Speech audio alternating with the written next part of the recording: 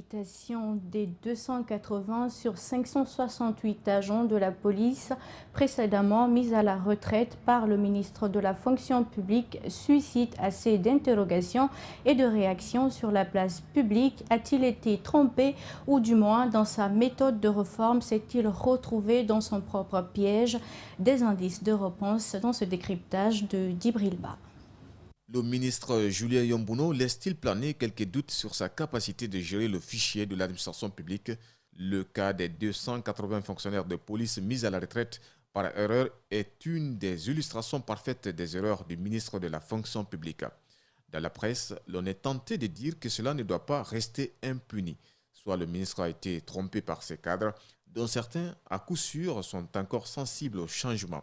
Soit il a été pris dans le piège de son envie à démentir ceux qui doutaient de sa méthode en ayant très vite un résultat tangible. Dans tous les deux cas, il est difficile de ne pas chercher à savoir sur sa capacité à pouvoir mener à terme les réformes envisagées dans un secteur qui a montré l'échec de beaucoup de ses prédécesseurs. Sur les 280 agents réhabilités, un est décédé. Il s'agit de Mamadou Boketa, ancien ministre de la Sécurité et ex-ambassadeur de la Guinée à Dakar. Mamadou Boketa, inscrit à la fonction publique avec le matricule 1870-281 et enregistré dans les effectifs de la police guinéenne, arrive en tête de la liste transmise par Julien Yambouno à son homologue de la sécurité et de la protection civile, Bachir Diallo.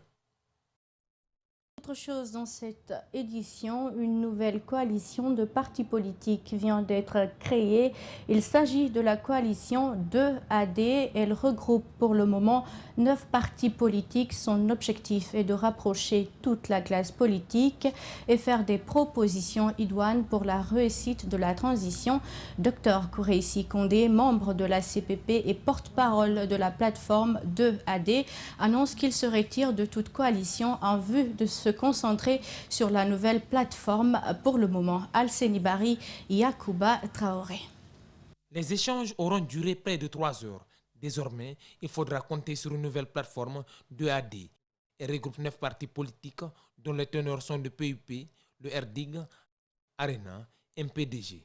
À cela s'ajoute le RDI, le PGR, le PTS et le GUID. Donc la mission de cette nouvelle plateforme porte sur les questions de rapprochement, sur les questions d'identification des préoccupations communes à toute la classe politique en vue de favoriser, en vue d'accompagner cette transition et de se focaliser sur les questions clés. Dr Sékou Koureissi Kondé, membre de cette nouvelle coalition, était membre du CPP avec Cellou Dalein Diallo et Mamadou Sylla. Aujourd'hui, il suspend sa participation à cette coalition. Il est important qu'on ne soit pas juge et parti. Lorsque vous êtes dans un ensemble et vous ne pouvez pas parler au nom de cet ensemble avec tout le monde sans l'autorisation de cet ensemble-là. À partir du moment où la clarification est faite, que les plateformes sont créées, il est important qu'on identifie les questions qui nous occupent, qui nous préoccupent et qui nous unissent finalement.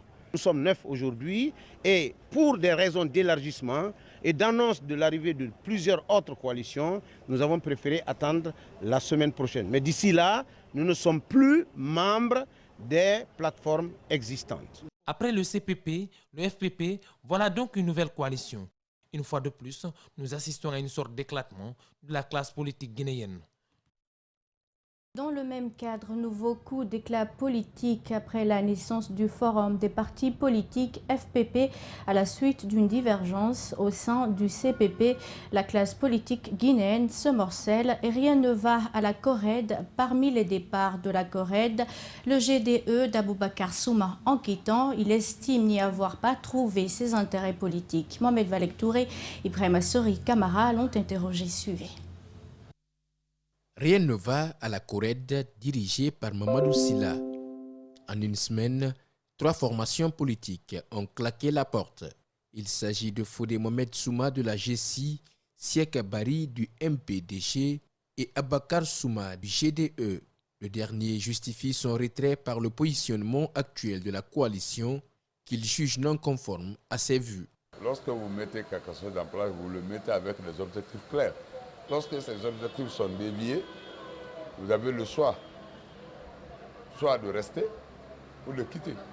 Et je crois que c'est lorsque j'ai constaté que l'Alliance se déprogramme sur des objectifs pour lesquels on a créé, pour aller vers une alliance électorale qui ne dit pas son nom, et de façon prématurée, que nous avons décidé de retrait de notre parti dans la dite CORED.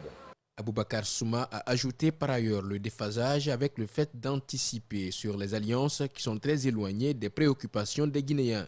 En plus de la CORED, le GDE quitte aussi le collectif des partis politiques CPP pour rejoindre le forum des partis politiques. Mais s'il n'y a pas d'entente, une coalition politique n'est pas faite pour nous phagotiser, aller nous donner à quelqu'un. Ce n'est pas possible. Notre position actuelle, nous avons mis en place une coalition qu'on appelle CODEG, Coalition démocratique de Guinée. Nous avons une douzaine de partis politiques dedans et puis nous faisons partie du forum des partis politiques FPP. Quant aux partis politiques membres de la Convergence pour la renaissance de la démocratie en Guinée, une réunion a été tenue ce mercredi 26 janvier au siège de Mamadou Sylla, au cours de laquelle de nouveaux membres ont fait leur adhésion à la coalition. Et comment pousser les leaders des partis politiques à accompagner le leadership féminin sur la scène politique guinéenne au cours d'une table ronde organisée à cet effet par le réseau des femmes émergentes en politique. 8 lauréats ont été présentés. Ces femmes issues de plusieurs partis politiques seront formées et outillées afin de parvenir à une forte représentativité des femmes au sein des instances de prise de décision. Suivez les précisions d'André Moussier-Milimono et de Aboubacar Dine Camara. Sur plusieurs centaines de partis politiques en Guinée, elles sont peu nombreuses des femmes qui émergent au sein de ces formations politiques. Ces échanges visent à amener les partis politiques à promouvoir l'engagement de la jeune féminine en politique. Il faut rétablir l'équité en faisant en sorte que les femmes soient promues, qu'elles disposent des capacités pour être représentées dans les postes de décision à caractère électif et nominatif. Et donc la cohorte que nous avons présentée aujourd'hui serait le porte-flambeau de la Guinée auprès des autres pays, donc la Côte d'Ivoire, la Sierra Leone et le Libéria, pour justement montrer que les femmes guinéennes sont capables de relever les défis de développement et surtout de l'émergence des femmes en politique. 8 femmes issues de ces partis politiques bénéficieront de modules de formation pouvant leur permettre de s'affirmer sur la scène politique. Elles auront plusieurs autres activités au sein de l'espace Manoriva Union. Parmi ces femmes, 3 sont du bloc libéral. Si nous avons la possibilité de faire de la place à la femme, nous construisons la société. Je crois beaucoup au leadership féminin. Quand vous voyez une femme, n'est-ce pas, en position de leadership, eh bien c'est l'éducation qui va l'intéresser, qui va être une priorité. Ce n'est pas la guerre. Les lauréates sont heureuses d'avoir été choisies pour représenter le leadership féminin. Elles demandent aux femmes qui ne se sont pas encore engagées en politique de le faire. J'invite mes pères d'âme à venir en politique. C'est en politique que nous pouvons faire tenir compte de nos besoins spécifiques. C'est en politique que nous pouvons nous faire entendre pour que tout ce qui est discrimination, tout ce qui est violence puisse cesser à l'endroit des femmes. Parmi les anciennes lauréates, 2 sont nommées au Conseil national de transition, une conseillère communale à la mairie de Matoto, comme pour dire que le programme porte fruit. Éducation à présent, les candidats aux examens nationaux session 2022 auront affaire aux nouvelles copies d'évaluation cette année. La nouveauté, elles ne porteront pas d'anonymat, encore moins une filiation. Seul le PV, la signature du candidat et celle des 2 surveillants seront visibles. C'est une décision du ministre Guillaume Awing qui vise à lutter contre la fraude et la corruption. Si la décision est vivement saluée dans les concessions scolaires, certains encadreurs expriment tout de même des inquiétudes. Reportage Justin Leno et Alcénie Camara. Jeudi matin, nous avons rendez-vous avec Momo Camara, encadreur d'une école privée dans la commune de Matoto. À son bureau, sous ses mains, des nouvelles copies d'évaluation sur lesquelles les candidats aux examens nationaux devront composer cette année.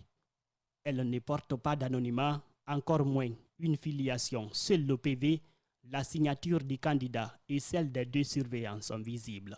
Quand le secrétariat est maintenant éliminé, les copies vont quitter de la salle d'examen directement au centre de correction. Rougiatou Camara est candidate au baccalauréat.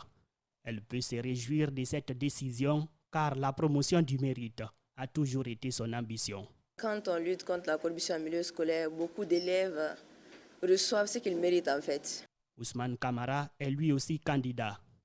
Le jeune homme pense que l'espace a été libéré sur les copies.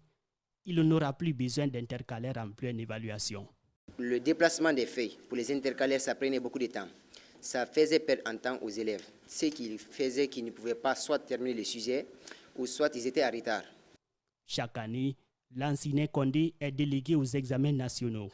Sur la suppression du secrétariat sur les nouvelles copies, il exprime des inquiétudes.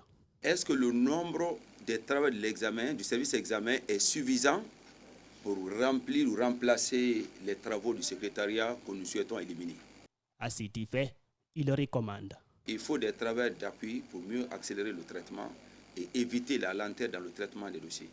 Cette décision du ministre Guillaume est le fruit de plusieurs réflexions des cadres du ministère de l'enseignement préuniversitaire et de l'alphabétisation.